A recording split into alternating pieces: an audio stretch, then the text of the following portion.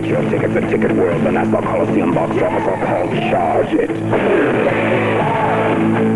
Kiss and special guest Queen's Rock. Presented by Ron Delser and Larry Brown.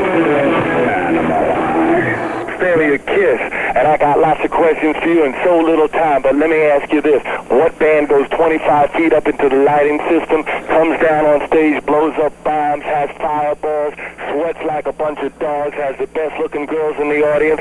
You're right, it's Kiss, and we're coming to Nassau Coliseum November 21st. I expect to see you there. You better be there. I'm looking for you. Oh, Fingers Metal Shop, 102.3, cranking out some Kiss for you, rock and roll. Some good sounding stuff right there. That's from the Lick It Up LP, Not For the Innocent. We have the interview coming up with Paul Stanley. Spoke to him on the phone. Take out the excerpts of some important, fun things you'll want to hear and find out about the boys. And some of the new video things. All that to look forward to. Coming up right after this.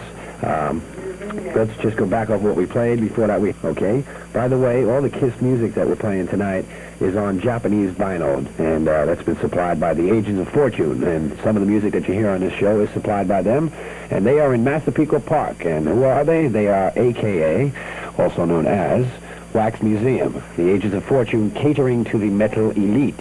And 102.3 WBAB welcomes Kiss and Queensryche to Nassau Coliseum on Wednesday night, the 21st. And I will be host for that show, so come on down to party. It is going to be a scream.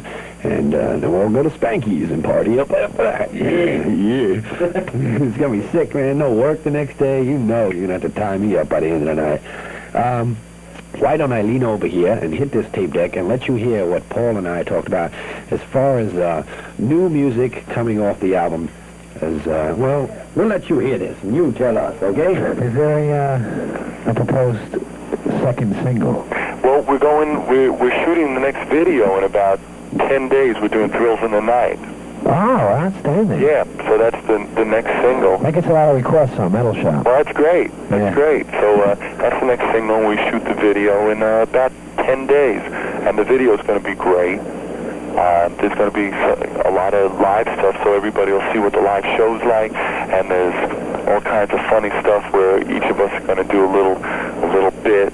And a little more like personality outside of the rock stage. Yeah, you know. That's good. Yeah, and you need to show that. I get to tumble in bed with a good-looking girl, and I mean, I'll do that with a camera or without a camera. I mean, any excuse. Sure, I got to act okay. Give me the girl. With the new Kiss being out now, is it like a new challenge for you now? Is it like starting over at all? Well, you know, to me, you had that drop off. Yeah, well, you figure that, I mean, the kind of success we had at one point was like mega success that... It was like Beatlemania. Yeah, and you can't maintain that because it's like once people know a surprise, you don't get the same jolt anymore. So the best bands and the real champs are the ones that stick around. I mean, most bands last like 3 years. I mean, great, you have an album out and it sells a couple of million copies, and 3 years later, nobody knows who you are anymore. Right. When you've been around 10 years and you've sold, I don't know, I hate to say, well, we sold 40 million records, but folks, we've sold 40 million records. That's when you know that you've done something. So, I mean, we do this because we love it, and because when we go out there, we know that what we're doing is, we're strutting our stuff. Right there. Talking to the boy, Paul Stanley, and we'll talk to him a little bit more. Want to say hello out there to Lisa, a friend that's going to Florida and going to miss the Kiss show. Send that one out to her. Sorry you're going to miss it, Lisa. Maybe we can get you to another show around the area. I don't know. God, I tell you, it was such a rip to talk to Paul Stanley. You grow up and you're into rock and roll, and Kiss was always my favorite band. I got into them the second album, and that's a long time to be into one particular group, and then, like, your childhood dream comes true. And I'm going to host the Coliseum show, and it's sick, it's good. You think back, wow, I remember when I was all psycho on them, and now I'm hosting, and I'm talking to them, and it was just great, a pisser to talk to the guy, because they're a bunch of lunatics, I'm telling you. I'm going to put on a great show, and we got the boys working on some more of the conversation. It was a long conversation. Couldn't play the whole thing, unfortunately, with everything we got going on BAB's Metal Shop. You got to try and give a little of everything, you know, the best of the crop. And what else do we have lined up here? So, indeed, a little crash into the accident. Well, I'm sure we'll hear a lot of the KISS favorites. As a matter of fact, I know we will. And we'll get back to more of the KISS conversation on BAB Fingers Metal Shop right after this. And here we are back, Fingers Metal Shop, 102.3 WBAB, cranking out some rock and roll from the boys KISS, doing a concert in Nassau Coliseum this Wednesday night, November 21st. Tickets are still available. They're going fast, but if you get them now, I'm sure you'll be a chance to get to see the show. And then you'll come down and party with us at Spanky's. And Thanksgiving is the next day, so you know you'll be out late. So, one of the things I asked Paul Stanley was, how are things going on the new tour and the new music? And let's listen back what we got from It feels great. The fans are great.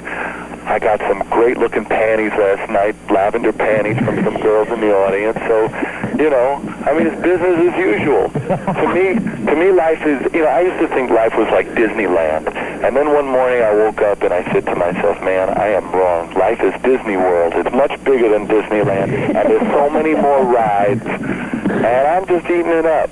That's good, though. That's the whole rap, right? To enjoy what you're doing. You better believe it. You seem to give some of that in the music that you write. Well, you know, I mean, I've got a smile on my face all the time. You're pissing. Let me see. The old material that you put out, do you have any idea if people still buy it? Like, is it still... Oh, yeah. The first live album's probably our biggest album to date. Yeah. And, I mean, you know, when we play, we still do Cold Gin. We still do Black Diamond. Yeah, we're going to hear all that stuff. You bet. Man, we'll do, I mean, we'll run from Cold Gin to Black Diamond to Love Gun to Detroit Rock City to Creatures of the Night to Heaven's on Fire. I mean, you're going to hear it all. Yes, indeedy. We got some more rock and roll to play for you. Yes, and you are being animalized on Fingers Metal Shop, 102.3 WBAB, my kind of radio, heavy. Me and the boys, we're going 25 feet up in the air on our lighting system. We're going to blow the place up. We're going to set off smoke bombs. We're going to sweat for you. We're going to collect brassieres, panties. We're going to have the best-looking women in the house. We're going to rock and roll all night and party every day. You'll be there tonight. Like an army, and it's a bunch of soldiers. And if a soldier dies or leaves the ranks, he gets replaced with somebody who's ready to fight and believes the same thing.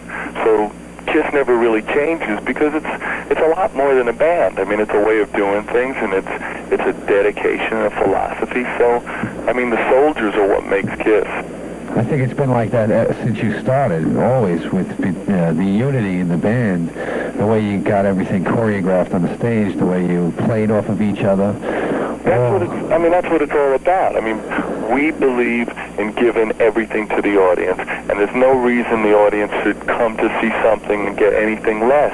There's no reason for a band to go up on stage and think that they're doing people a favor being there. So, hey, you know, we go out there and we bust our chops. And this time we're out on tour with a big show with lifts and fire and smoke bombs. And so you're definitely going to give the people what they want. You better believe it, you know. I mean, when you figure who wrote the book on all this stuff, right. It's spelled K-I-S-S. 102.3 WBAB with Paul Stanley of KISS. On the new album, Heaven's on Fire, right. Do you have an indication of its sales, or as a single, on the chart? I'm not quite sure yet, you know, but it's real funny because the requests for the song are so big that some radio stations are suspicious that we're the ones calling. They figure people should have better taste than to be requesting KISS. I hate that. I know. That enigmatic thing that revolves around you guys, just because past people's, I don't know, they hang up on the makeup. Well, yeah, so people will say, well, if everybody's calling up, they must be getting paid. But, you know, I mean, sometimes it just takes some people longer than others to hear what the people are saying, but it's the people who know what they want to hear, and all we are is the people's band. We play the music that you want to hear, and hopefully radio stations play it. Some are real cool. BAB's real cool. I mean, there's stations that know what the listeners want to hear, and that's what you're supposed to be doing. And there's other stations who think that they're going to protect and educate the audience, and that's not what it's all about. I also talked to Paul and asked some questions about their videos and how they work out with the fun. How much of an impact do you think video has made on Kiss? I mean, it seems like it was, you had your movie. You're the only band that ever had a movie like Kiss Meets the Phantom. Which Thank God. Unbelievable. It's a classic. Now, that's before video was the big to-do. Right. Now that you guys have gotten rid of your makeup, and you're taking on a new look and a new approach to the whole thing, I think,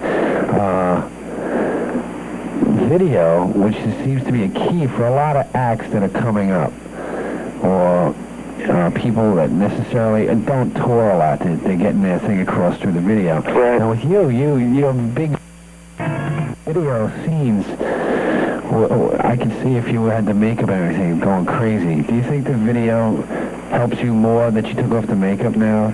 I don't think it's one way or the other. I think that just the fact that we're doing videos, you know, is, I don't think people confuse, you know, videos with anything other than entertainment. So what we try to do when we do a video is do something that you're going to enjoy watching. The last thing I want to do is try to recreate Raiders of the Lost Ark in 3.5 minutes, you know. I mean, me walking around with a safari hat with a bunch of Amazons through the jungle is just not my idea of heaven, you know. So, I mean, we just try to have fun for 3.5 minutes and get people to watch something and put a little bit of personality in it. Well, there's a lot of personality, and I've never seen the new video yet, unfortunately. But Lick It Up definitely was a good... Well, Heaven's on Fire is pretty hot. Yeah, I hear it. Everybody tells me, but I just I don't have MTV at the moment, and I hear it's... Is it any way like the first one as far as like the street scene and all that? Well, mostly what it is we went into, we shot a lot of stuff on stage of just us playing, and then we intercut it. It was like the first video we'd done in a long time, so what we did afterwards was went back to the hotel and had this big party with all these rather talented, well-endowed women, and we shot that, and whatever could get by TV, we put in the video, so... It's a little romp. It's all cutaways from a party to the concert? Yeah. You know, it's kind of like a romp with the boys from New York City, you know. That's great. And then you know why we smile so much. No, you have all the reason to. You're selling well, you got a hot new album, a great new single climbing the charts. Your tour just starts tonight. And, I mean, what else could you ask for? Except for maybe... Nassau Coliseum, of course. Okay. You know, I mean, the most important thing is when you come home, you know your people. What's real funny is like, we were at Allentown, Pennsylvania last night. Was actually the first night of the tour, and I mean, I saw a lot of people from Long Island and New York who drove in, and that's like a 2.5, 3 hour drive. Was Vinny there? Yep. Betty was there. He was right up front. Yeah, he goes home. Yeah. You know, so he was there, and I saw some people that I had seen at Radio City, and some people who were from Long Island that went to Philadelphia last time. So, I mean, that kind of dedication is the same kind of dedication we have to the audience. I mean, it's just back and forth kind of thing. It is.